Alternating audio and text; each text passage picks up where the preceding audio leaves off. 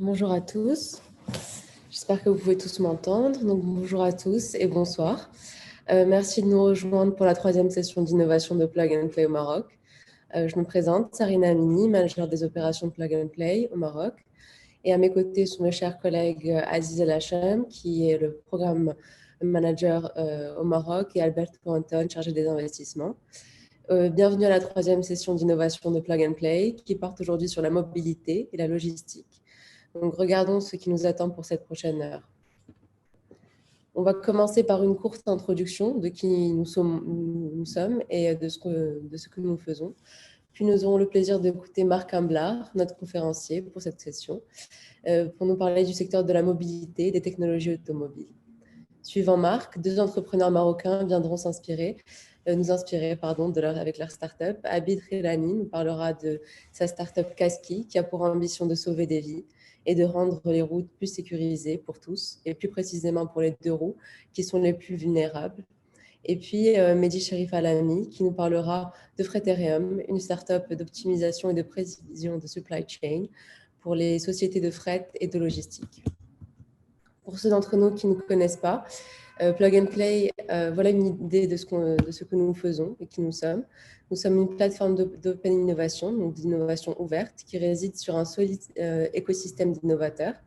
L'écosystème Plug and Play, c'est plus de 30 000 startups, plus de 400 grandes entreprises et environ 180 sociétés de capital risque, donc de VC. Nous impliquons également les universités et leurs jeunes fondateurs, un large réseau de mentors très expérimentés, tels que Marc Amblard, des fondations ainsi que des gouvernements sur notre plateforme. Nous faisons tout ceci à partir de plus de 40 bureaux dans le monde, ce qui veut dire que nous avons accès à une grande expertise et à des tendances technologiques en temps réel et à travers le monde entier. Dans notre plateforme principale, nous offrons 3 grands types de services.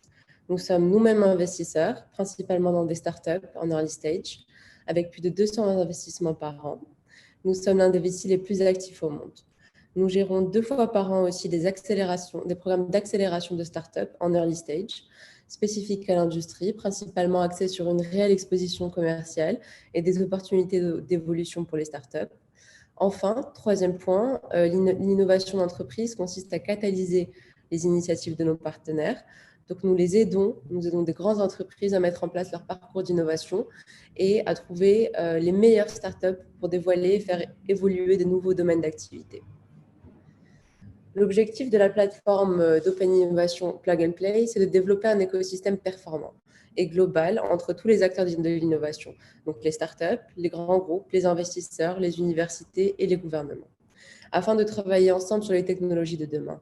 Ces collaborations peuvent prendre la forme de différents services, tels que des projets pilotes, du management de projets, des événements ou des investissements. Nous offrons une multitude de services à nos corporate partners, tels que des sessions de matchmaking, de deal flow, des workshops, parmi beaucoup d'autres services. Et voici un petit aperçu de nos partenaires à l'international. Ce sont presque toutes des entreprises de la Fortune 500 qui opèrent dans différentes industries, comme vous pouvez le voir. Notre dernier partenaire est notre partenaire au Maroc, l'OCP. Notre plateforme compte 19 verticales, c'est-à-dire des catégories de programmes et d'industries, par exemple telles que la mobilité, l'immobilier, la santé, l'énergie et le développement durable.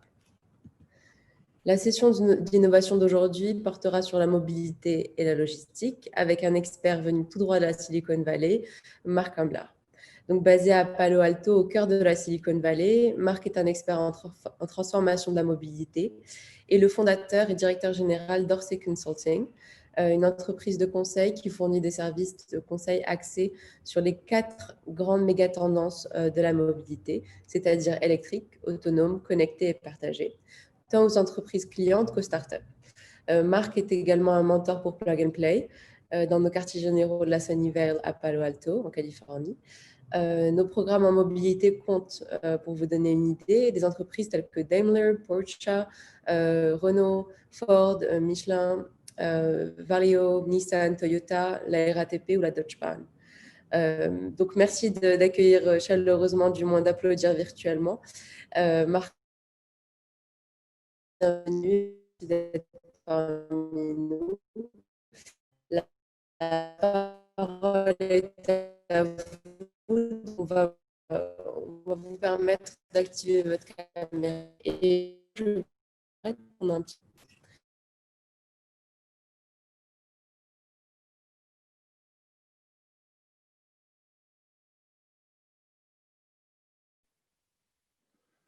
Bonjour à tous, est-ce que vous m'entendez?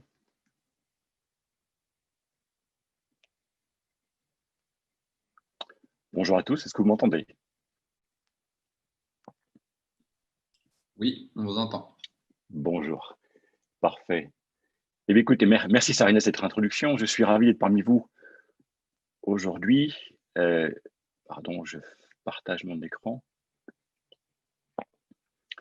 Je suis ravi d'être parmi vous aujourd'hui, mais j'aurais bien beaucoup préféré être au Maroc, où je suis déjà allé à 2 reprises, à Rabat et Marrakech, respectivement. J'espère que ce sera pour une très prochaine occasion.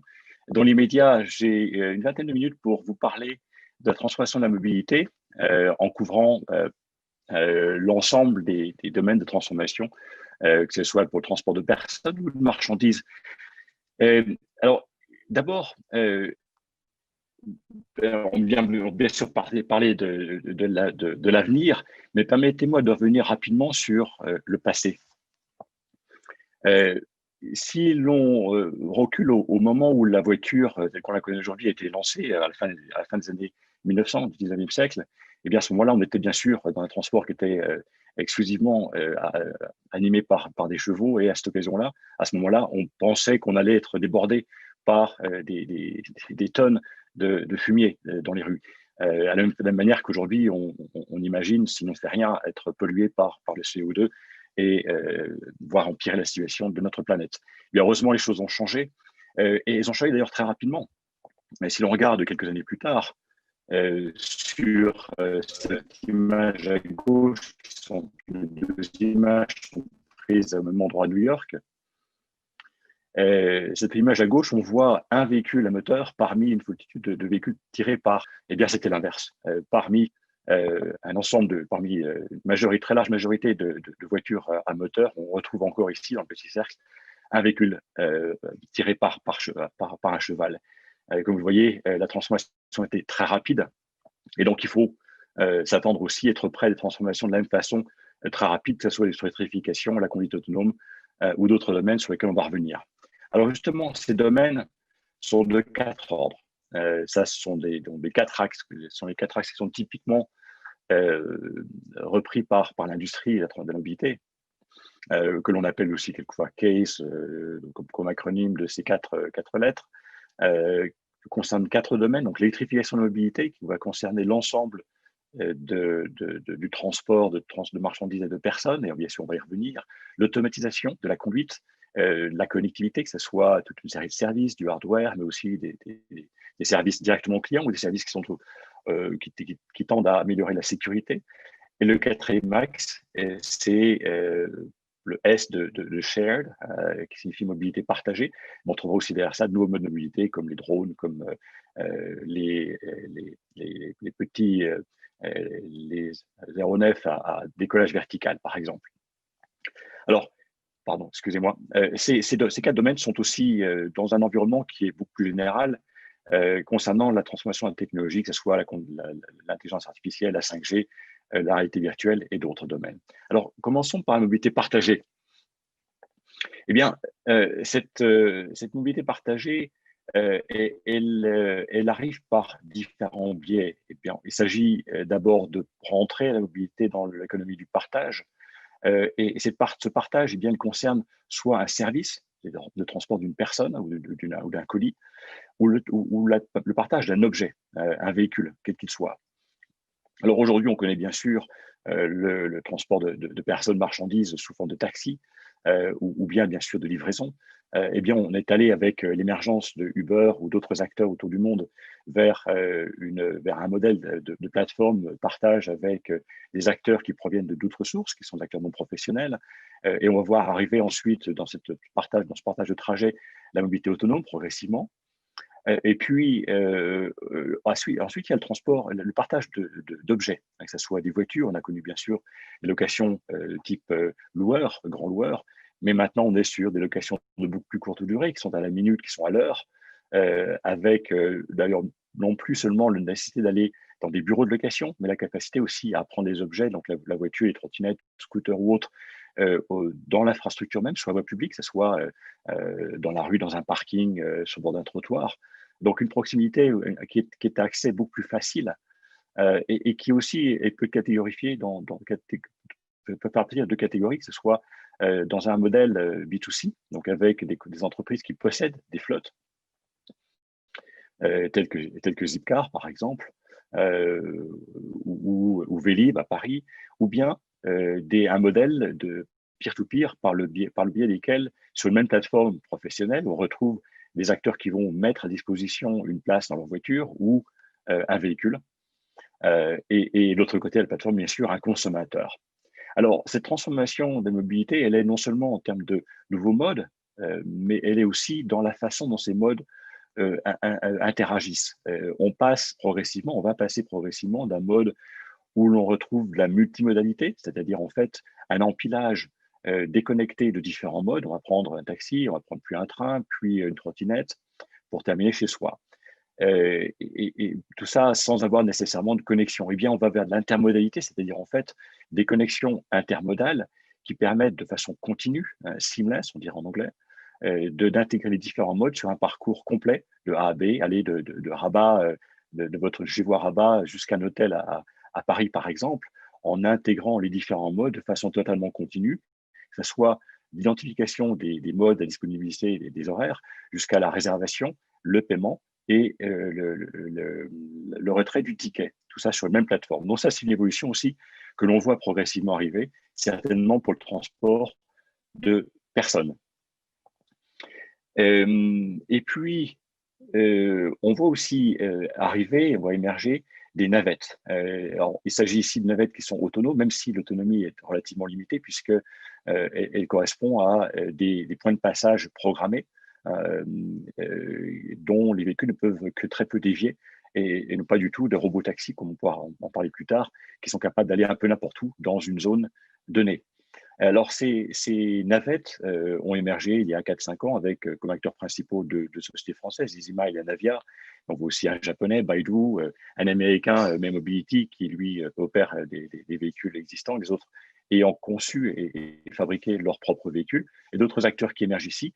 Ces acteurs, donc ces véhicules ayant une capacité de 10 à 15 places et servant ici comme extension de lignes, essentiellement de lignes transport public, avec une capacité aussi d'avoir un déploiement très flexible, sans infrastructure, mais aussi de déployer sur des domaines privés, sur des campus industriels ou universitaires, par exemple, et progressivement avec un degré d'autonomie qui permet de retirer le conducteur, sachant que ces véhicules aujourd'hui sont sans contrôle, sans volant, sans pédale. Par contre, ils ont des modes de contrôle par télécommande.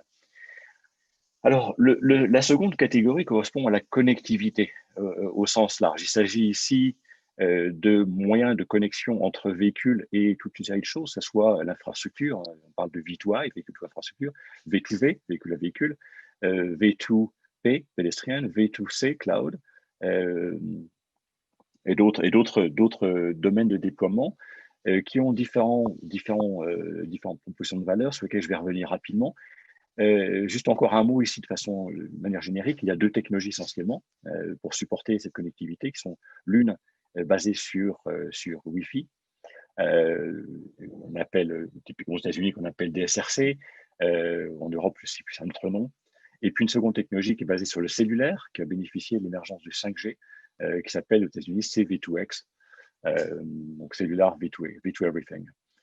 Alors, le premier lot de proposition de valeur correspond à l'amélioration du coût de possession des véhicules. Alors, il s'agit ici, c'est une solution qui existe, c'est une famille de solutions qui existe déjà depuis quelques années, par le biais de boîtiers télématiques qui sont installés sur des véhicules. Ça commence essentiellement sur des camions pour identifier leur localisation, les kilomètres parcourus, la consommation, l'état du véhicule. Et on voit ce type de service ou les heures conduites par le conducteur.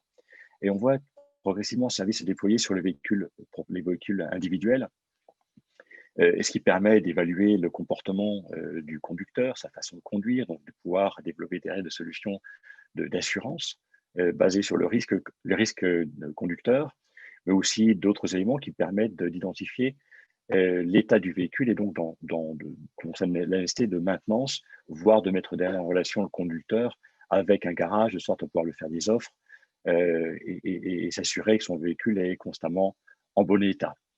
Il y a aussi des services qui sont des services de connectivité qui permettent d'améliorer la sécurité ou les opérations des acteurs qui les portent. Alors, en particulier, je veux parler de V2I, Vehicle to Infrastructure. Et bien, ces services-là ont pour objet essentiellement d'améliorer la sécurité, de pouvoir identifier un véhicule qui est devant un camion, un véhicule qui freinerait, qui donnerait un coup de frein brusque devant un camion et donc qui est devant soi et donc que l'on ne verrait pas, ou bien identifier un véhicule qui vient à grande vitesse à une intersection et véhicule que l'on ne voit pas parce qu'il est caché par un bâtiment. Donc, on va plus des services qui vont émerger, communication entre véhicules pour identifier aussi la localisation des véhicules en d'autres fils ou un véhicule d'urgence, un véhicule de pompier par exemple.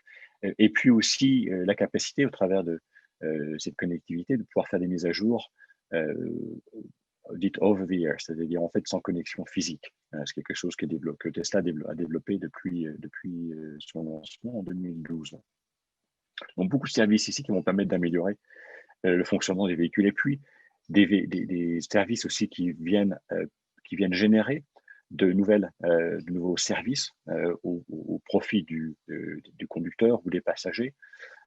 Donc avec l'intégration de l'e-commerce dans le véhicule au travers de plateformes sur lesquelles on peut retrouver différents services, que ce soit d'alimentation, café, du refueling, enfin de la recharge ou de la ou plein d'essence. On voit aussi des services, des solutions qui permettent d'identifier le sexe, âge, position des passagers dans le véhicule, de sorte à pouvoir adapter les réglages du véhicule, pouvoir aussi leur proposer des services, que ce soit l'infotainment, que ce soit des services de vente, et puis aussi une série de services qui sont liés au paiement, que ce soit les péages, le parking, la recharge du véhicule, avec l'identification automatique du véhicule par le service sur lequel on va se connecter pour remplir pour faire son plein d'essence, son plein de batterie par exemple.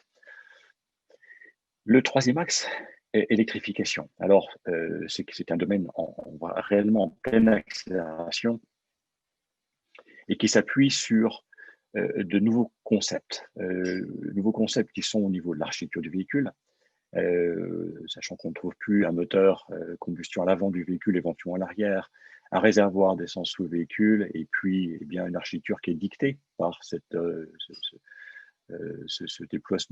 déploiement des organes.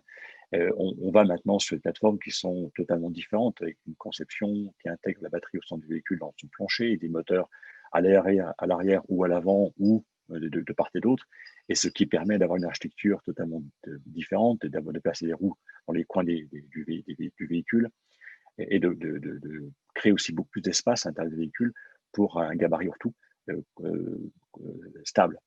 Et puis, d'autres éléments aussi, d'autres ruptures technologiques aussi qui sont bien sûr, ou de concepts qui sont liés à l'infrastructure de recharge. Je ne vais pas avoir le temps d'en parler ici, mais c'est un domaine très significatif ici, sur lequel beaucoup d'investissements sont faits. Il y a aussi la capacité de recharger bien sûr à la maison, ce qui représente environ 80% des besoins ou des opportunités de charge. Et associer tout ça aussi plus tard à l'utilisation des batteries véhicules comme source d'énergie pour la maison et autrement pour renvoyer sur le réseau public. Et puis ce déploiement de l'électrification, il est sur l'ensemble de la chaîne. Je vous présente ici un camion électrique où on voit une accélération du déploiement des offres et puis progressivement aussi des ventes. Alors maintenant, en termes de ventes justement, où en sommes-nous? Vous voyez ici, sur les 6 dernières années, l'accélération des ventes, on est passé de 0,4% du total des véhicules vendus en 2014 qui étaient des véhicules plug-in, c'est-à-dire en fait soit batterie, soit 100% batterie, soit hybride rechargeable. On est passé à 2,9%, avec, vous voyez ici, des différences relativement marquées entre la Chine à plus de 5% et puis le Japon à 1%. avec au milieu l'Europe à 3,1%. Ça représente l'année dernière 2,2 millions de véhicules, ce qui sur un total d'environ 90 millions. Ça représente encore une quantité relativement, ou 80 millions, une quantité relativement faible, mais comme vous allez voir ici, cette proportion accélère rapidement. On voit principalement l'Europe qui accélère de façon très significative. On voit sur les 9-10 premiers mois de l'année, grosso modo, un triplement de la pénétration des véhicules rechargeables parmi les ventes. Alors, ça fait un petit peu moins en vente totale parce que le marché a chuté, mais à retenir ici, c'est l'accélération, la pénétration de ces ventes avec, d'ailleurs à l'occasion, vous voyez ici sur le graphe à gauche, un marché européen qui a dépassé en volume, en unité, le marché chinois, alors qu'il était environ un tiers le marché européen était environ un tiers du marché chinois ou la moitié l'année dernière. Donc, on a une réelle accélération sous l'effet de deux leviers au moins. L'un qui est le levier des incentives, des bonus, si vous voulez, bonus fiscaux ou bonus à l'achat par les gouvernements, que ce soit essentiellement l'Allemagne, la France ou l'Italie, qui vont jusqu'à 10-12 000 euros par véhicule, en plus si on rend un véhicule ancien. Et ce deuxième élément, c'est aussi une prise de conscience de l'importance de basculer sur des véhicules durables, avec le fait que l'on est pendant une période donnée, pendant une période où il y avait en fait beaucoup où les gens restaient chez eux, on s'est rendu compte tous que l'air est devenu d'un coup beaucoup plus pur, et donc une prise de conscience que la mobilité a un impact très significatif. Grosso modo, c'est le transport en général, c'est 25% de la génération de CO2 au niveau de la planète, donc la nécessité de transformer. Donc, on le retrouve dans les chiffres. La Chine, elle, avait ralenti sa distribution de véhicules rechargeables sur le premier semestre, elle a réaccéléré au second semestre. On devrait se retrouver sur les chiffres en Chine similaires à ceux de l'année dernière, probablement peut-être légèrement supérieurs, et l'Europe clairement bien supérieure, peut-être avec un doublement, termine l'année autour de 9-10% de pénétration, on était à 3% l'année dernière. Alors, ce phénomène, il est pas spécifique aux véhicules particuliers, on retrouve aussi sur les véhicules de livraison, avec une réelle accélération de nouveaux acteurs. Vous voyez ici un véhicule dont Amazon a commandé 100 000 unités à Rivian, qui est un nouveau constructeur américain, qui par ailleurs va commencer à vendre l'année prochaine un pick-up, un SUV. Et puis la manière UPS aussi a commandé une société anglaise qui s'appelle Arrival, 10 000 unités d'un fourgon électrique. Mais ce phénomène, il n'est pas spécifique à ces deux exemples, il est beaucoup plus vaste. L'ensemble des acteurs développent des véhicules de livraison électrique, puisque les villes progressivement vont se refermer, vont interdire l'accès à leur centre aux véhicules polluants. Et donc, bien sûr, pour les acteurs de livraison, il est nécessaire qu'ils basculent sur des solutions propres. Et puis, troisième axe ici, il ne s'agit pas seulement de transporter des personnes ou des marchandises avec de gros véhicules, mais aussi la mobilité douce, le vélo trottinette, bascule aussi sur l'électrification avec une accélération massive de vente de véhicules électriques cette année, sous l'effet bien sûr de phénomènes d'électrification générale, la prise en compte de la nécessité de purifier notre air, mais aussi le fait que les gens ne veulent garder des distances par rapport au transport public. Donc on a une réaccélération ici de vente de véhicules électriques. Alors, que pouvons-nous anticiper pour la suite? J'ai repris ici des projections par Bloomberg New Energy Finance. Vous voyez ici qu'il prévoit à l'horizon 2030 pas loin de 30% de l'ensemble des ventes de véhicules passagers, véhicules particuliers, qui seront réalisés par des véhicules dits plug-in, véhicules rechargeables, donc à nouveau 100% électriques ou hybrides rechargeables. Pas loin de 30%, c'est énorme par rapport à l'année dernière, 3%. Et puis, 10 ans plus tard, en 2040, près de 60% des ventes. Et on a vu là, cette année une accélération, donc il est probable encore que cette pente soit remontée, soit raidie par rapport à ce que vous voyez ici, ce qui a été le cas des projections faites par Bloomberg ces dernières années. Et puis, bien sûr, il s'agit non seulement de vente, mais derrière, il faut regarder sur l'effet du parc, puisque quand on pense à l'infrastructure de recharge, il faut bien sûr parler non pas en vente, mais il faut parler en flotte. Et là, actuellement, il y a grosso modo 7 à 8 millions de véhicules dans le monde qui sont plug-in, sur un total d'environ 1,2 milliard. Donc, c'est très minime. Par contre, il est prévu de passer environ 30% du parc à l'horizon de 2040. Garde en mémoire ici que la flotte moyenne en Europe ou aux US a 11 à 12 ans. Je ne connais pas l'âge moyen de la flotte au Maroc, mais en tout cas, voilà, chiffre sur deux autres grands marchés. Dernier élément aussi que je voudrais aborder très rapidement, c'est aussi l'émergence de solutions qui permettent à de nouveaux acteurs d'arriver sur le marché de façon très rapide. Ce sont ce qu'on appelle des skateboards.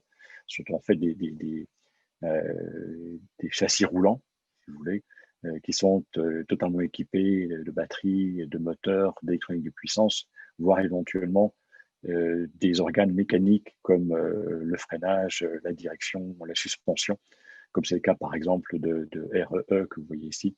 Alors ces acteurs, progressivement, même s'ils ont, comme Rivian ici, ils prévoient d'abord développer leur propre véhicule, mettent à disposition leur plateforme. Comme on l'a vu tout à l'heure, je vais donner l'exemple de Rivian avec Amazon, Canoo, qui est un fabricant basé à Los Angeles, qui commence à produire des véhicules l'année prochaine, va construire aussi pour Hyundai un véhicule ou développer un véhicule pour eux. REE a un partenaire avec Mahindra pour construire, je crois que c'est une centaine de milliers de véhicules électriques sur la plateforme. Donc c'est un nouveau phénomène qui permet, qui baisse clairement, qui baisse les barrières d'accès au marché et qui vont permettre une accélération du déploiement des plans de véhicules. Savoir qu'un véhicule électrique est beaucoup plus simple en termes de nombre de composants et de fabrication, mais aussi beaucoup plus fiable qu'un véhicule à combustion. Alors, dernier chapitre de ma présentation, donc quatrième axe, la conduite autonome. Alors, ce n'est pas quelque chose de nouveau, puisque vous voyez sur cette image de 1961, on rêvait déjà de conduite autonome, même si, vous le savez, on sait tous, on n'y est pas encore, mais c'est quelque chose qui fait rêver les gens depuis bien longtemps. Là, c'était il y a 60 ans. Alors, quand on parle d'autonomie, de conduite, gardez en tête les différents niveaux. Alors, je ne vais pas m'attarder trop là-dessus, mais si vous voulez creuser cette question, vous retrouvez les niveaux d'autonomie dits de la SAE, Society of Automotive Engineers, c'était des ingénieurs américains, qui a défini 5 niveaux, qui va du premier niveau ici, qui est simplement, par exemple, un cruise control, une régulation de vitesse, jusqu'à un niveau 5, qui est une autonomie totale dans tout cas de figure, dans toutes conditions. Avec deux axes de travail aujourd'hui qui sont le niveau 2 essentiellement, c'est-à-dire une combinaison de deux axes d'autonomie, qui sont typiquement le contrôle de la vitesse et le contrôle de la direction. Donc à savoir, si vous voulez faire plus simple, c'est un régulateur régulateur adaptatif combiné avec une solution permettant de garder le véhicule dans sa file. Et niveau 4, qui est lui une autonomie complète, dit mind off, mais dans certaines conditions. C'est ce que, par exemple, fait Uber à Phoenix, sur un périmètre bien défini sur lequel ils ont entraîné leurs algorithmes de machine learning. Alors, on a vu une foultitude d'acteurs. Vous voyez ici quelques images prises dans la Silicon Valley où je suis basé, de différents acteurs, dont certains d'ailleurs ont été absorbés ou intégrés. On voit ici Zoox qui a été acheté par Amazon. On voit Zenuity qui était un partenariat entre Volvo et Veoneer qui éclaté. Vous voyez Daimler et Bosch qui finalement a abandonné son essai ici. Donc, un domaine qui est en pleine évolution, principalement en concentration, dans une phase de concentration, compte tenu du fait que les délais nécessaires pour mettre en production les véhicules autonomes en quantité, en masse, et ça veut dire en fait dans beaucoup de villes, a été rallongé par rapport à ce qu'on anticipait encore il y a un an et demi. Les délais beaucoup plus longs, ça veut dire un investissement plus important, ça veut dire la capacité, ou en plus combiné avec la situation actuelle de situation de crise, la nécessité pour tous les acteurs de réduire leur risque et donc de le partager et de se regrouper pour atteindre cette même cible qui subsiste et donc vers laquelle l'industrie continue à progresser. Alors, pour progresser justement là, avec en cible ce type de véhicule, alors, il s'agit ici de robotaxis. Deux exemples, l'un à gauche qui était développé par la combinaison de GM et Honda, qui sont co-actionnaires de Cruise, qui est un gros acteur de la conduite autonome basé la Silicon Valley, qui a environ 1500 personnes. C'est un véhicule qui a été présenté en début d'année, dont il est prévu de mettre en production je crois, en 2022, quelque chose comme ça, et qui doit être entièrement sans moyen de contrôle, sans volant, sans pédale. Je crois que c'est 6 places, et qui est censé conduire de façon totalement autonome sur un périmètre prédéfini sur lequel le système aura été formé à droite. Zoox, qui a été acheté par Amazon il y a quelques mois, hein, pour $1 milliard. C'est aussi une société qui a environ 1000 personnes, qui a levé 1,3 milliard et qui a pour mission, qui a pour mission non seulement de concevoir le véhicule et sa solution d'autonomie, mais aussi d'opérer, de faire fabriquer des véhicules, de les opérer dans un mode de fonctionnement du type ride hailing, c'est-à-dire en fait VTC, type Uber. Donc, alors, ces solutions-là qui étaient prévues, Waymo prévoyait de déployer sa solution sans conducteur de backup en fin 2019. Ça a été reporté seulement depuis quelques semaines. Waymo a commencé à Phoenix à opérer sa flotte sans conducteur de backup, mais sur un périmètre relativement réduit, environ 100 km² à Phoenix. Zoox devait lancer en 2020. On va terminer 2020 et puis on voit rien. Cruise devait lancer fin 2019 une flotte aussi à San Francisco. Et ils ont reporté sine-die. Donc vous voyez, ces produits, ces solutions vont arriver, mais sur un planning qui était allongé par rapport à ce que l'on anticipait précédemment. Alors, tout ça ne concerne pas uniquement le transport de personnes, mais aussi le transport de marchandises. On voit apparaître sur le dernier kilomètre ou le middle mile, ou last mile, des solutions entièrement autonomes, que ce soit des petits véhicules, comme vous voyez ici le Nuro, sur lequel qui a levé, je crois, 1,5 milliard déjà, ou solutions par drone, hein, ou une solution que vous voyez en bas à gauche ici qui permet d'alimenter les magasins depuis les centres, depuis les dépôts. Et c'est de manière autonome avec une solution, une start-up basée dans Silicon Valley qui est en train de prendre de l'ampleur sur justement ce kilomètre intermédiaire.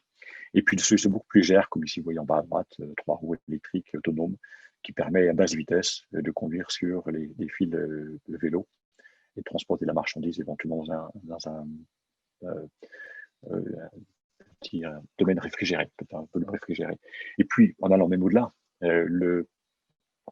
on a vu apparaître aussi, qu'on le voit se développer, les petits robots de trottoir qui sont de taille beaucoup plus petite, qu'on voit ici par rapport aux humains, qui sont éventuellement réfrigérés, qui sont éventuellement capables de monter des escaliers pour arriver pour monter dans un immeuble, et certainement de façon autonome. Et on voit déjà des flottes qui sont déployées dans différentes villes, certainement ici dans la vallée, mais aussi en Angleterre et ailleurs, pour aller jusqu'au bout de la livraison, sachant que, petit élément très significatif, c'est l'accélération de l'e-commerce comme conséquence directe de Covid, avec le fait que les gens sont obligés de rester chez eux, ou les magasins aussi qui ont été largement fermés pendant un bon moment. Donc on a vu une accélération très significative d'un phénomène qui était déjà en phase de croissance, mais on a gagné, cette croissance a gagné plusieurs années du fait de Covid. Donc on voit d'ailleurs un transfert de certains efforts liés à la conduite autonome, du véhicule, du transport de personnes au transport de marchandises, avec des gens comme Waymo qui ont déployé leur solution de camions autonomes, avec un gros acteur ici, Aurora, un acteur ici dans la vallée, Aurora Innovation, qui a basculé sa priorité du transport de personnes, transport de marchandises, avec non seulement des petits véhicules, comme on le voit ici ou juste avant, mais aussi la conduite autonome pour des camions sur autoroute. Alors, maintenant, si on fait la synthèse de cet ensemble des secteurs, dans la perspective de ce que l'on vit actuellement, c'est-à-dire la Covid, eh bien, on voit on voit bien sûr la même tendance, mais certaines s'accélèrent, d'autres ralentissent. L'électrification, clairement, s'accélère en Europe, dans une moindre mesure en Chine. Et puis, elle s'accélère aussi de façon très significative sur le transport de marchandises. À l'inverse, les États-Unis vont en sens opposé, avec la réduction du prix de l'essence. Mais on s'attend tous ici aux États-Unis à ce que l'administration Biden change ça, puisqu'ils ont prévu déjà d'accroître le nombre de stations de points de charge de 500 000 unités. On a actuellement 80 000 points de charge aux États-Unis.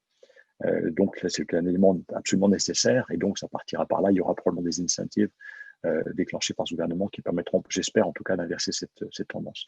La collecte autonome, elle, s'accélère sur le transport de marchandises, clairement, légèrement sur le transport de personnes, robotaxi, mais concentré sur beaucoup moins d'acteurs.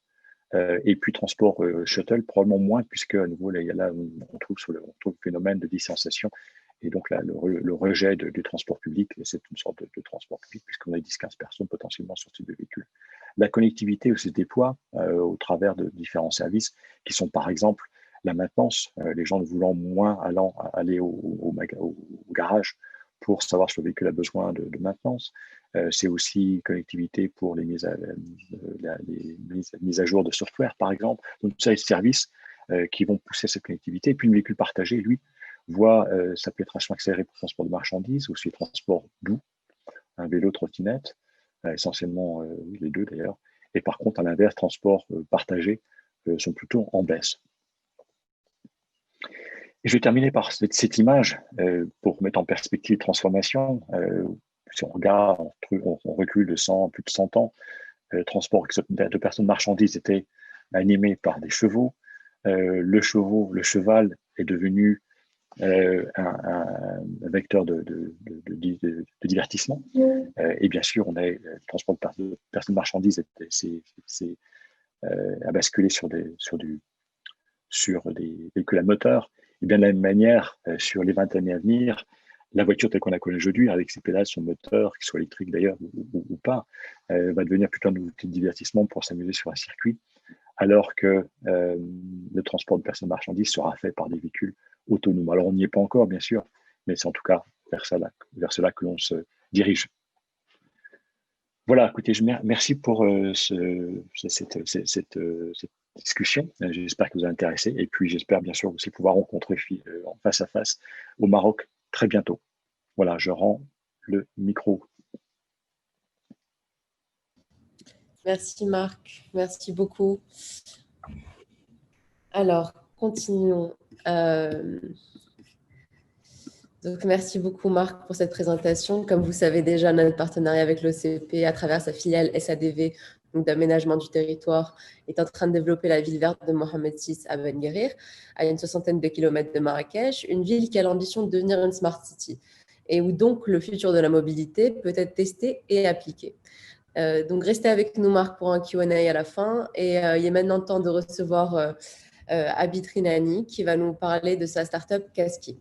Donc, Abid est le CEO et le fondateur de Kaski, une startup franco-marocaine qui développe des dispositifs connectés pour les deux roues. Abid a un master du Conservatoire national des arts et métiers à Paris. Il est aujourd'hui un expert en digital et cross-platform mobile applications. Après avoir travaillé pendant plus de 10 ans, notamment en marketing digital, il a créé sa startup Kaski entre Lyon et Marrakech.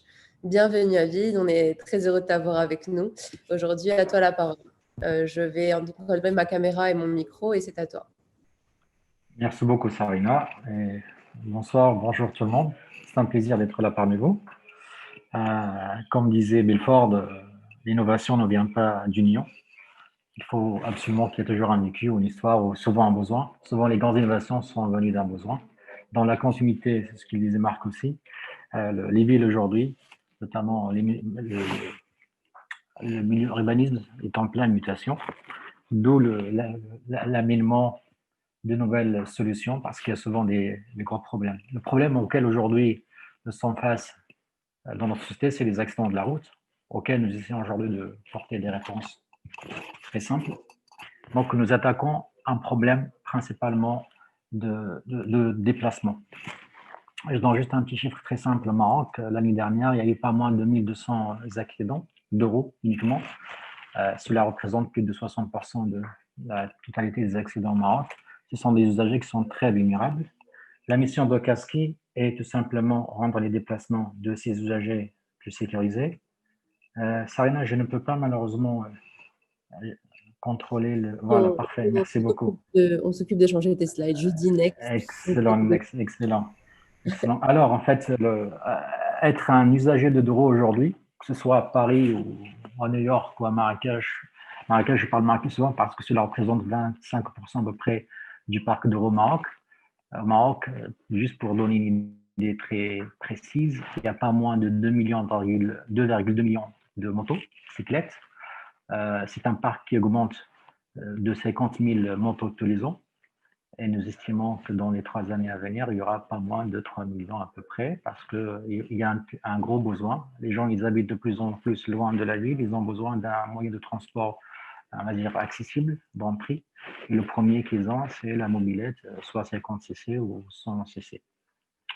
Tout cela, en fait, fait qu'aujourd'hui, être un usager de deux roues représente un grand danger, un grand risque d'avoir un accident tous les 1 km. En gros, il y a 21 risques d'accident, de faire un accident tous les 1 km, ce qui est juste immense, dangereux, et principalement à cause de l'invisibilité, parce que les usagers, souvent, soit le feu arrière ne fonctionne pas, soit il est très bas, soit il est invisible.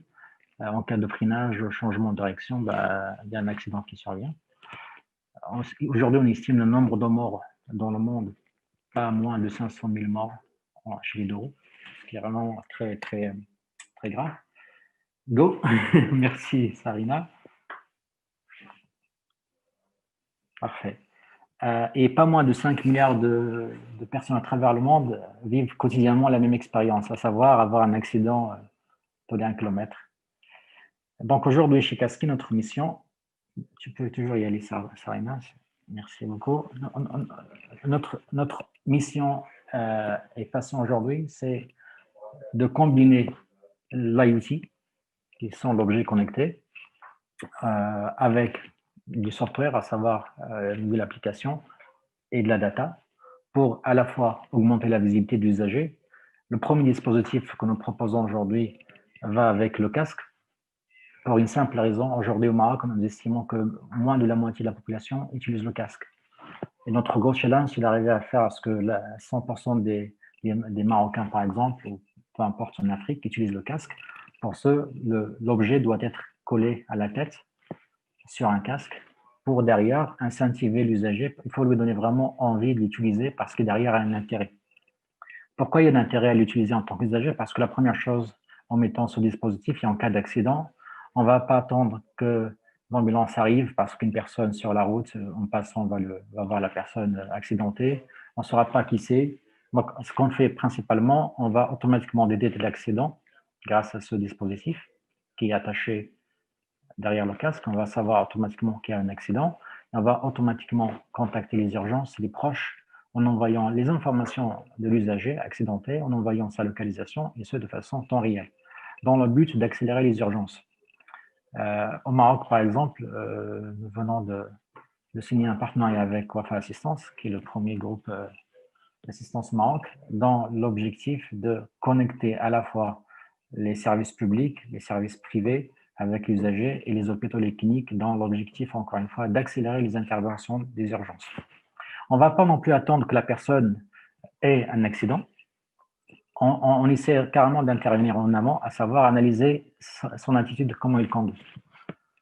Aujourd'hui, on est capable de savoir si le taux de risque à avoir un accident est bas ou élevé en fonction d'un ensemble de données qu'on va collecter avec, par exemple, l'accéléromètre, le gyroscope qui est dans le device. Ce device, aujourd'hui, on partner avec pas mal d'importateurs de euros au Maroc et aussi quelques pays en Afrique. Nous avons pu le plugger carrément à l'intérieur de la moto, c'est-à-dire carrément tout en haut de la chaîne. La moto, il arrive en mode importation. Le dispositif est plugué directement dans la moto avant même commercialisation, de façon à ce qu'on puisse aujourd'hui proposer des motos sécurisées, connectées et smart aux citoyens, dont, encore une fois, l'objectif de intervenir en cas d'accident, mais surtout éviter que l'accident intervienne, parce qu'on va dire à l'usager, attention, il y a un risque très élevé, parce que vous tournez sans mettre le clignotant, parce que ceci, parce que cela. Nous avons pu, grâce justement à cette analyse comportementale, d'avoir un engouement de l'assurance. Marc, tout à l'heure, a parlé du Pay How You Drive. C'est un rêve que nous avons aussi. C'est quelque chose, on n'est pas très loin du tout, Maroc. Il faut qu'on y aille. Si on veut que les gens mettent vraiment le casque, il faut qu'on leur donne quelque chose en contrepartie. La meilleure chose qu'on peut donner à un usager qui dépense 20 dirhams ou 30 dirhams par semaine parce qu'il n'a pas les moyens, c'est de donner de l'argent. Et la meilleure façon de donner cet argent, c'est réduire son coût d'assurance. C'est pourquoi nous essayons de convertir le bon comportemental usager en réduction d'assurance. Et c'est grâce à cela qu'on pourrait demain permettre aux gens de mettre un dispositif et in fine mettre le casque. C'est vers ça qu'on souhaite aller. Next. Merci. Donc l'idée c'est quoi? C'est proposer un produit vraiment accessible. On essaie de vraiment très compliant avec le pouvoir d'achat marocain et africain, puisqu'on attaque non seulement le Maroc, mais aujourd'hui on est présent dans 2 pays aussi en dehors du Maroc, en Afrique. Il y a une offre one shot, c'est-à-dire la personne va acheter le dispositif une seule fois. On a eu un pilote bien réussi avec Allianz, qui non seulement il proposait le dispositif derrière le casque, mais en plus de cela, il donnait un bonus de 10%.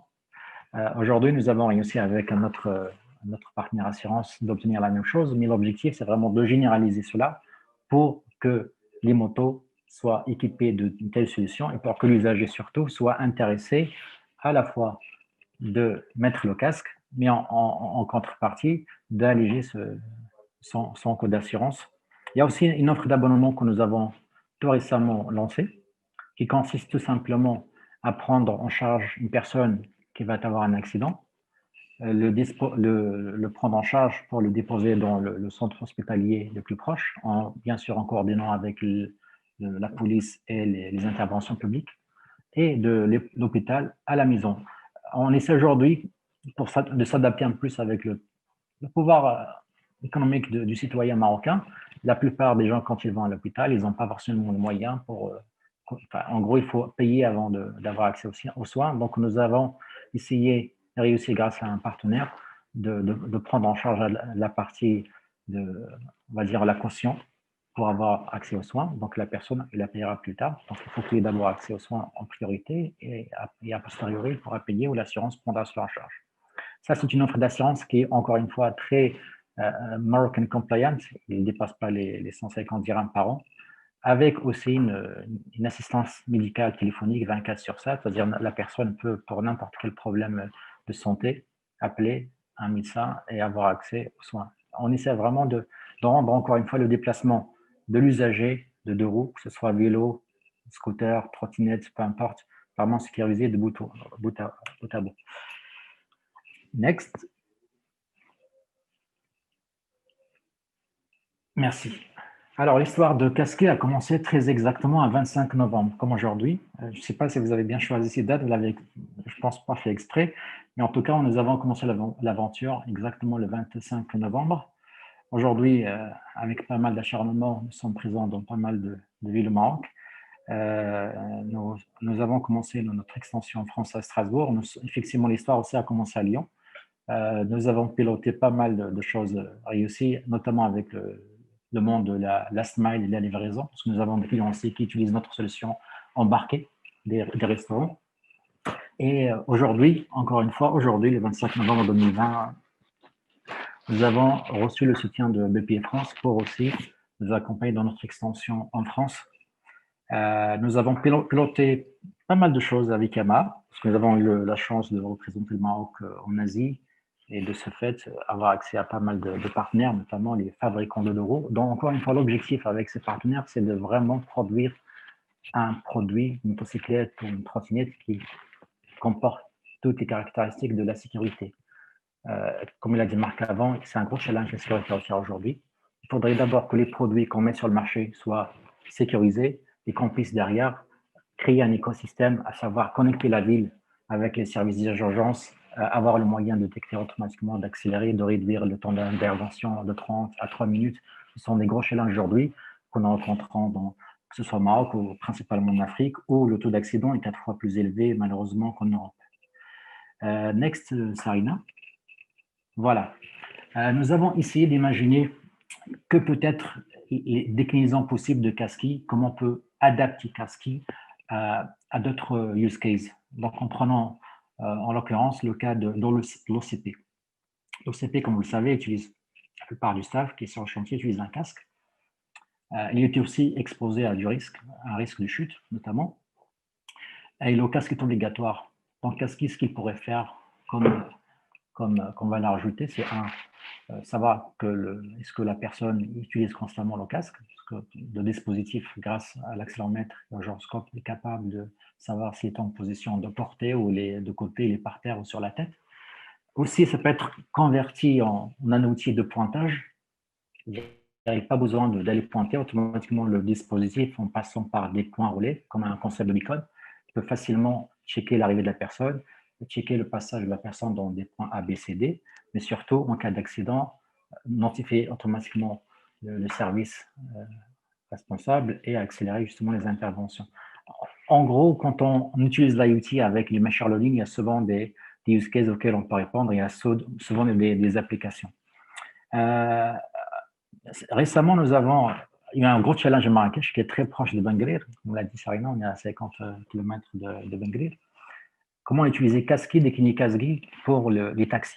À Marrakech, par exemple, les taxis aujourd'hui, ils ont un gros problème à savoir le pointage. Pour pointer, ils doivent absolument passer dans 2 endroits différents à Marrakech, dans 2 horaires différents, le matin et l'après-midi. Et le concept du pointage aujourd'hui est très à l'ancienne, papier stylo, donc il y a un archivage qui n'est pas exploité.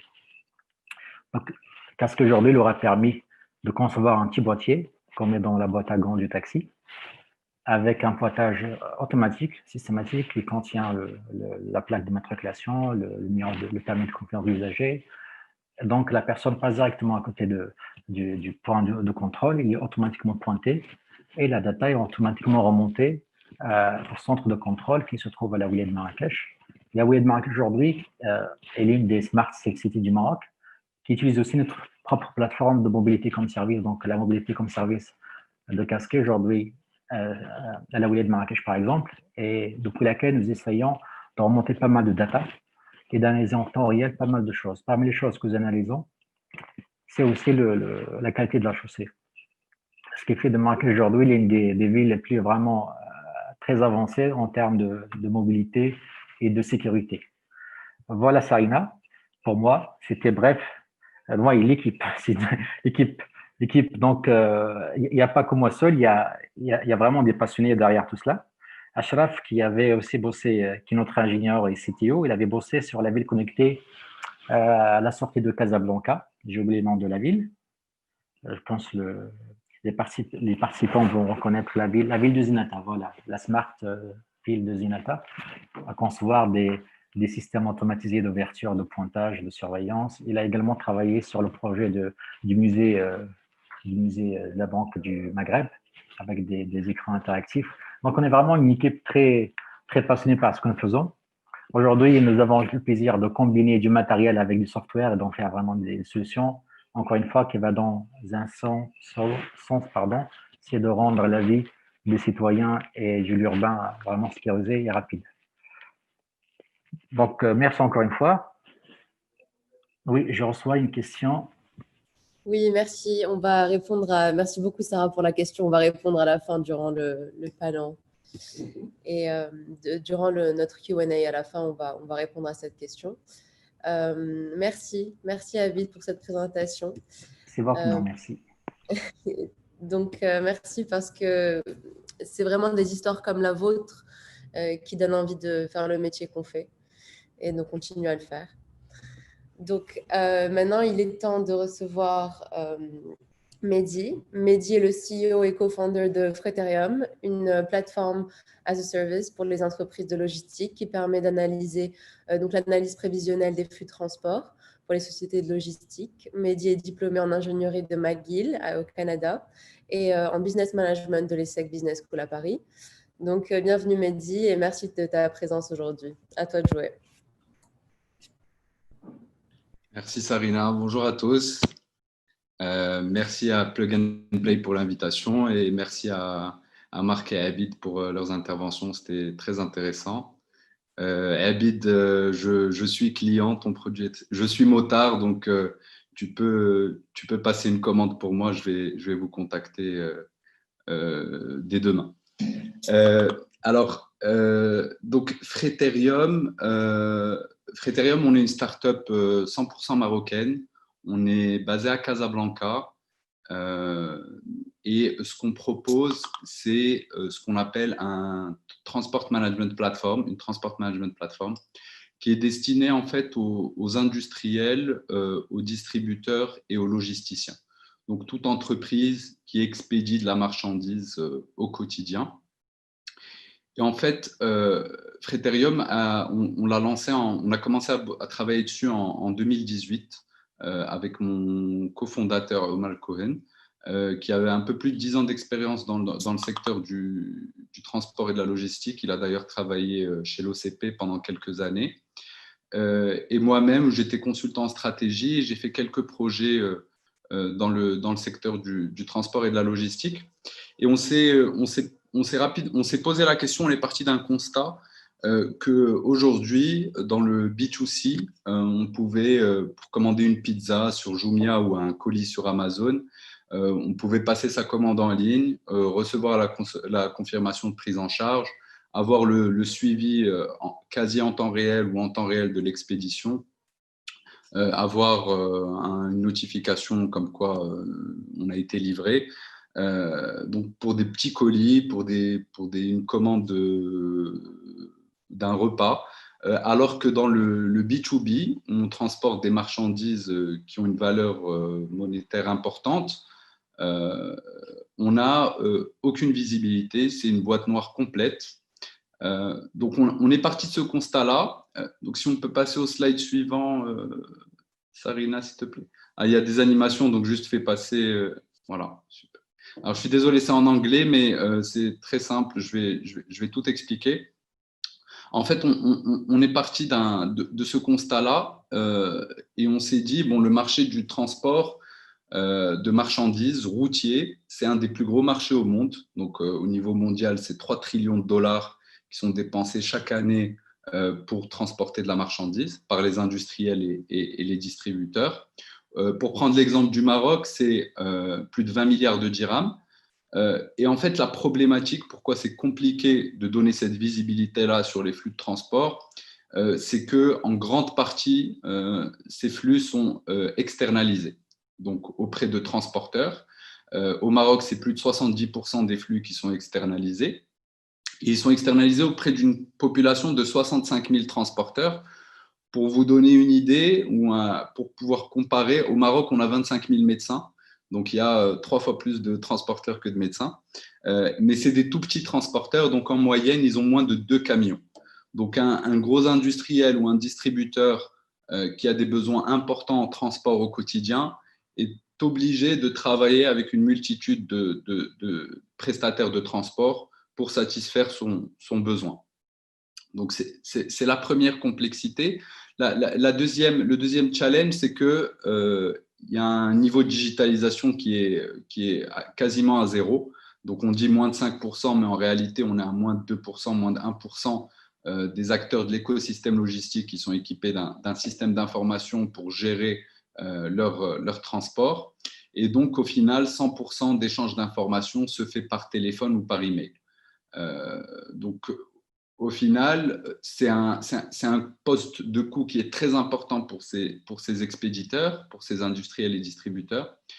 Mais pour autant, ils n'ont pas d'outils pour gérer ça et ça entraîne une très mauvaise productivité, des opérations qui ne sont pas du tout efficientes, très peu de data qui est collectée au final.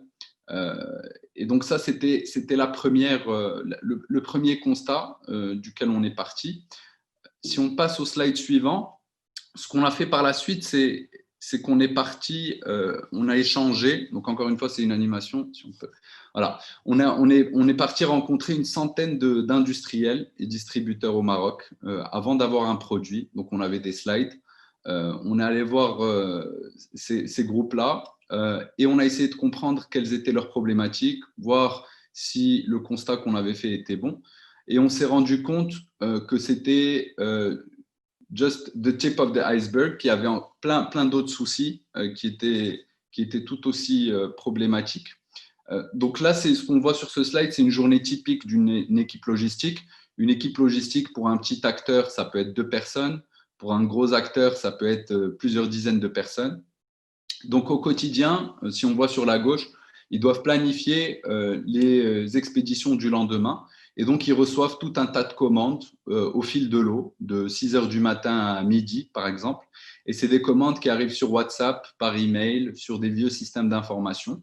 Donc, on a vu des industriels qui font plusieurs milliards de dirhams de chiffre d'affaires qui reçoivent des commandes sur WhatsApp. Et donc, ils consolident tout ça et ils les mettent sur un fichier Excel pour essayer de générer un plan de transport. Donc, c'est tout un tas de combinaisons avec plusieurs contraintes.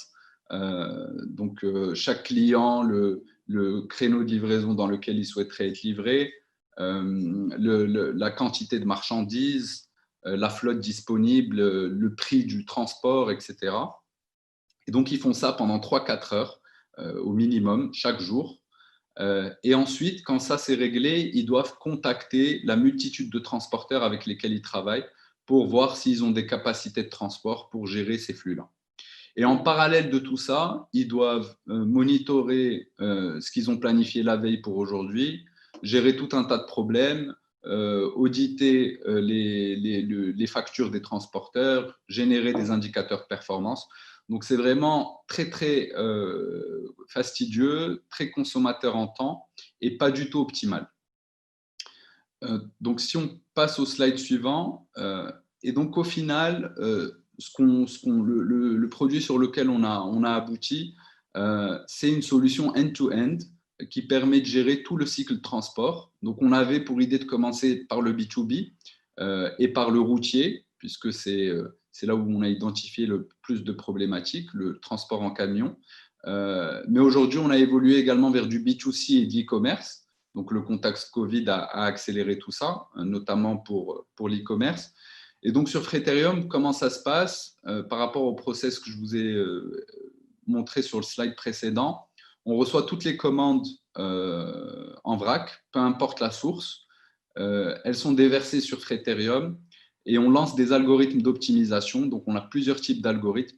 C'est des algorithmes méta-heuristiques avec du machine learning, des algorithmes dynamiques qui permettent de générer un résultat optimal en quelques secondes versus 3-4 heures, voire 8 heures pour certains groupes. Donc, c'est un gain de temps très important et c'est également un gain en termes de coût et également un gain en termes d'émissions de CO2. Donc, on réduit les émissions de CO2 jusqu'à moins 30%.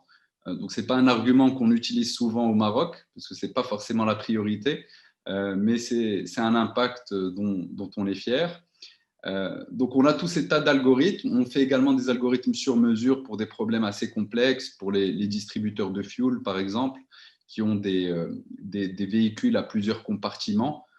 Et donc, c'est un problème beaucoup plus complexe à gérer.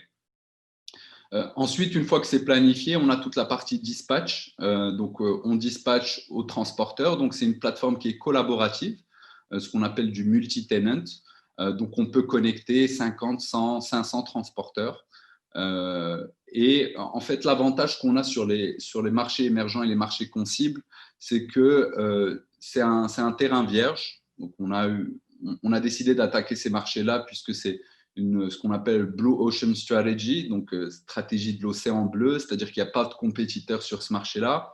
Il n'y a pas de système d'information. Là, aux États-Unis et en Europe, les types de plateformes comme la nôtre se connectent à différents types de systèmes.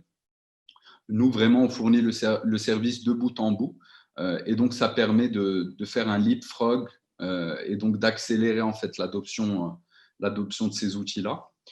Donc, la plateforme est collaborative. On envoie ces demandes à tout le monde. Et ensuite, ce qu'on fait, c'est qu'on se connecte. Donc, on a développé une sorte de connecteur universel qui se connecte aux objets connectés. Donc, aux télématiques, Marc l'a mentionné, les télématiques dans les véhicules, les capteurs, tout type de capteurs, un petit peu comme le capteur IoT de Kasky.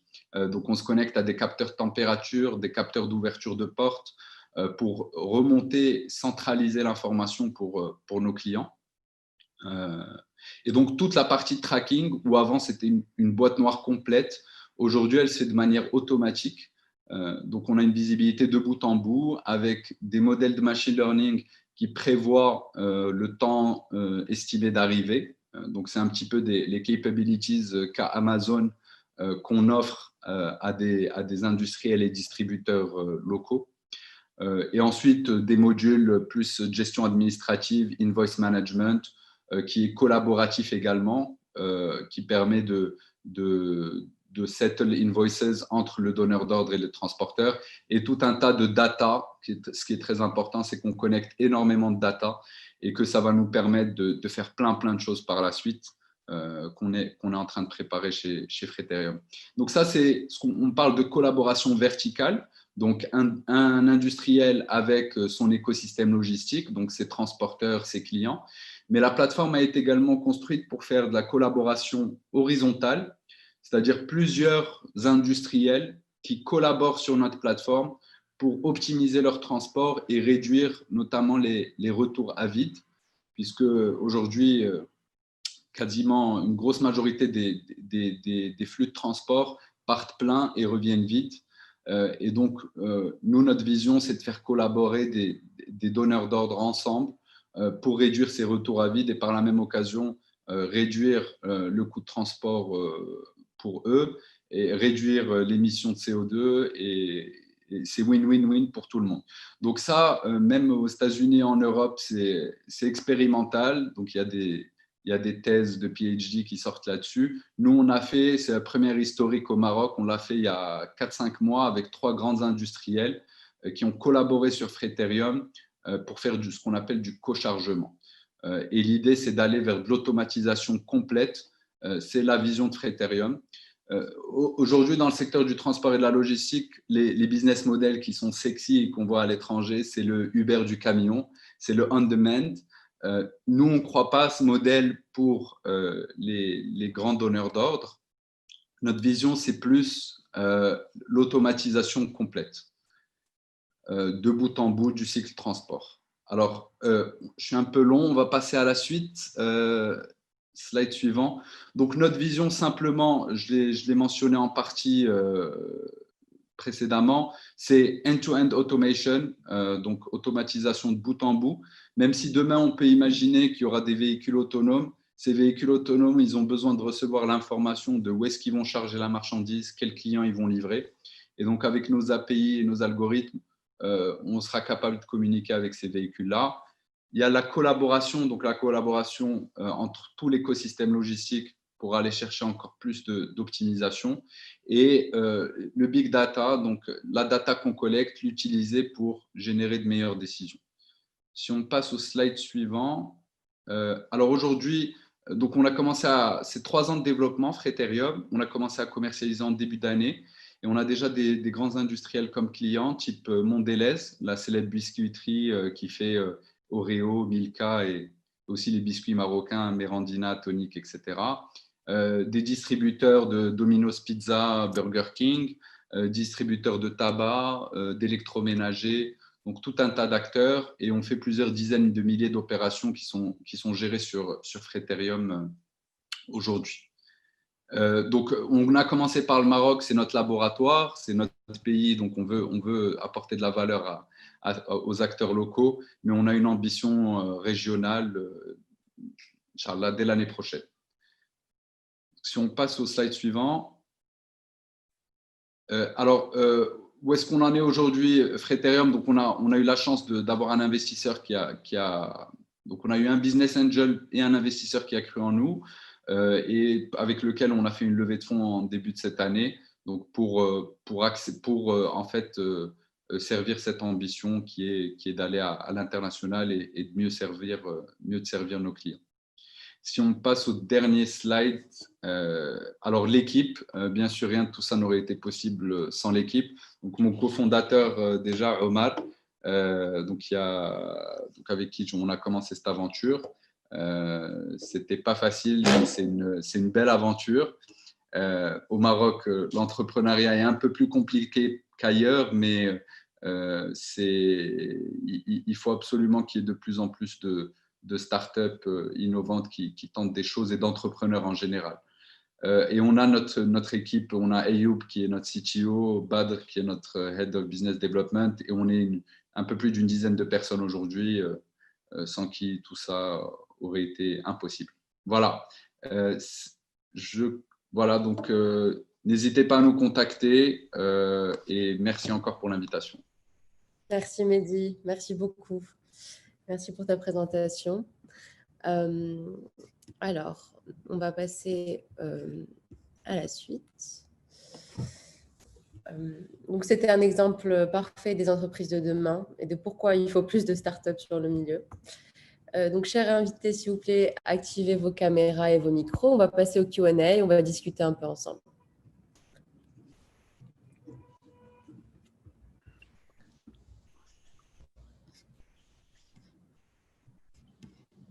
Voilà, tous les quatre.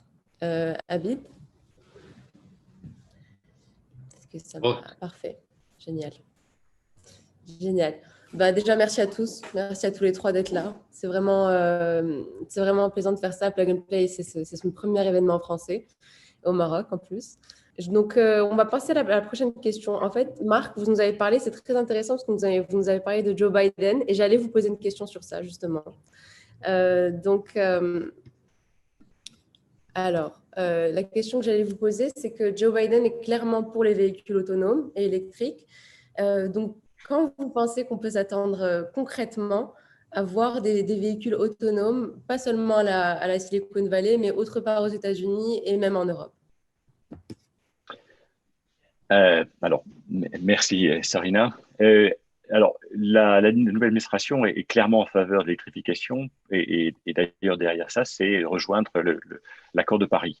Je pense qu'il y a l'accent est beaucoup moins mis sur l'autonomie, la conduite autonome. Alors, la question concerne ce deuxième volet. On va voir probablement le déploiement de la conduite autonome arriver plus rapidement sur du transport de marchandises que sur le transport de personnes. Que ce soit dans des zones urbaines, avec en particulier l'effort qui est mis sur la protection des piétons et des cyclistes et autres, et non des objets créateurs de véhicules. On suffit d'une pizza, donc la pizza est collée entre guillemets au pare-brise. Et d'autre part, sur les grandes distances, des camions grande distance. Donc, on devrait voir ça arriver d'ici à la fin de la milieu de la décennie, avec des volumes qui commencent à être visibles. Transport de marche de personnes de façon significative, on est plutôt sur la fin de la décennie, même s'il y a des pilotes qui sont faits, comme par exemple, je disais tout à l'heure avec Waymo, qui est sur une surface relativement limitée, mais offre un service à conduite autonome sans safety backup, sans safety driver déjà aujourd'hui. D'accord. Et donc, du coup, Mehdi, qu'est-ce que ça pourrait changer sur Praetorium si on a des longues distances qui se font de façon autonome ou à moitié autonome? C'est ce que je disais, en fait. Je ne pense pas que ce sera pour demain, en tout cas pas dans les marchés que nous ciblons. Peut-être aux États-Unis et en Europe, ça pourrait arriver bientôt. Mais le type de solutions qu'on développe chez Praetorium permettront également de communiquer avec ces véhicules autonomes, parce qu'ils sont autonomes, mais il faut leur donner des directives, leur dire où aller, quoi faire. Et donc, ce serait… on voit déjà des cas de véhicules, enfin il y a eu des tests, il me semble, de véhicules autonomes qui font des trajets longue distance sur certaines routes qui ont certaines conditions. Donc c'est une réalité aujourd'hui et ça apportera beaucoup, clairement. Intéressant, on a hâte de voir ça. Donc j'avais une petite question pour Abid. Donc, on a parlé de la Smart City que l'OCP est en train de construire à Ben Guerir. Penses-tu qu'une ville connectée et sécurisée dépend aussi de ce genre de device IoT et que ce sont des dispositifs qui sont indispensables à la sécurité urbaine? Absolument. Aujourd'hui, on ne peut pas parler de ville intelligente, de ville sécurisée, sans parler d'IoT et de data aussi en l'occurrence. Les deux, l'un ne peut pas aller sans l'autre. Donc, je reste encore sur l'exemple de Marrakech, qui est vraiment très, très proche de Ben Guerir. Je parle même, c'est la même ville, où nous avons pu réussir à plugger l'IoT, en faire un élément central pour rendre la ville smart et safe.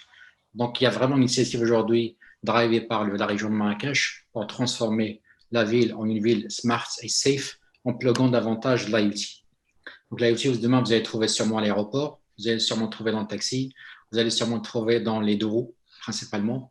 Dans le simple objectif, la simple mission, c'est d'avoir suffisamment de données pour mieux, encore une fois, gérer des problèmes principaux comme la congestion. La congestion Casa, juste pour faire, par exemple, Bouskoura pour aller au Twin, il faut, en heure creuse, il faut 1 heure, alors qu'on peut, avec plus de data et d'outils, régler ce problème et en faire 10 minutes. Aujourd'hui, les villes sont en train de se métamorphoser, mais ils ne pourront pas le faire sans avoir vraiment de la data. Donc oui, Kasky peut absolument demain répondre à des problématiques ou bien venir soutenir la stratégie de l'OCP, celle de rendre les villes plus smart, que ce soit Marrakech ou ailleurs. Donc la réponse est oui, absolument. Ailleurs, à l'étranger, j'espère pour vous deux. Je vous souhaite énormément de succès et j'espère que nos chemins vont se recroiser et espérons même à Benguelir. Pour vous aussi, Marc, on espère vraiment vous recevoir au Maroc très, très, très prochainement. Et merci à tous les trois. C'était vraiment un plaisir de vous avoir. On va juste passer encore à quelques informations pratiques, mais je vous laisse enlever vos caméras et vos micros. Merci Sarina et ravi d'avoir rencontré les 2 collègues de Maroc. À très bientôt. Merci, à bientôt. À très bientôt. Alors, d'ici à mi-décembre, nous organisons 3 autres sessions d'innovation autour des domaines technologiques suivants, donc le développement durable et l'immobilier, la clean tech et l'agtech. Lors de notre prochaine session d'innovation le mercredi 2 décembre prochain, nous aurons le plaisir de recevoir Mohamed Asfour, le directeur des régions MENA et Afrique du World Building Council, une organisation mondiale à but non lucratif qui mène la transformation environnementale et responsable de la construction. Donc, après sa présentation, nous recevrons encore dans le même format Sapient Industry, une start-up américaine de Philadelphie en Pennsylvanie, qui développe des services d'optimisation d'espace et d'énergie sur sa plateforme as a service, ainsi que CESO Global, un marketplace digital africain pour les propriétés basé sur un système de blockchain. Donc, CESO a aujourd'hui des bureaux au Ghana, en Afrique du Sud, au Nigeria et en Angleterre. Donc, scannez le QR code et suivez-nous sur LinkedIn PNP MEA pour être à jour sur nos événements. Donc, il est maintenant temps de conclure cette 3e session d'innovation et nous tenons à remercier nos partenaires l'UM6P et OCP pour leur soutien continu. Les startups et entrepreneurs, si vous vous demandez comment faire partie de la famille Plug and Play, j'ai de bonnes nouvelles pour vous. La candidature, donc toutes les candidatures sont désormais ouvertes sur notre site. Vous pouvez déposer votre candidature. Et donc, vous pouvez suivre le QR code ou directement sur le website plugandplaytechcenter.com/Morocco. Et au nom de l'équipe Plug and Play Maroc, merci à tous pour votre temps, votre énergie, votre intérêt. Et rendez-vous le mercredi 2 décembre prochain. Merci.